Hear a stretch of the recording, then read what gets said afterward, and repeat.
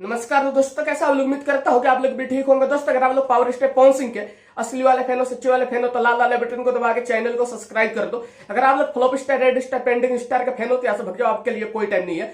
दोस्तों, power step Pawan Singh का mood कब बन जाए और कब बदल जाए, ये किसी का बाप अंदाजा नहीं लगा सकता। जी हाँ दोस्तों, पावर स्टेप पवन सिंह का अभी मूड बन गया और एक नया गाना रिलीज कर दिया, जिस गाने का नाम नाये जीजा जाए दो, अब न छुआए दो, लेके आवो घरी सरप चोली धुआए दो।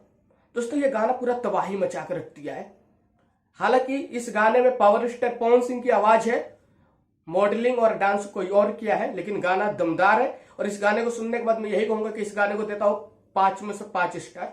पहला स्टार दूंगा पावर स्टार पवन सिंह की मस्त गायकी के लिए, दूसरा स्टार दूंगा लिरिक्स के लिए, तीसरा स्टार दूंगा दमदार म्यूजिक के लिए, चौथा स्टार दूंगा इस मॉडल है जो मेल मॉडल, पांचवा स्टार दूंगा फीमेल मॉडल को। इन सब ने बहुत अच्छा काम किया दोस्तों, और ये गाना आग लगा कर रख देगा। तो आप लोग इस गाने को ज्यादा से ज्यादा दबा के सुने। जय हिंद, जय भारत।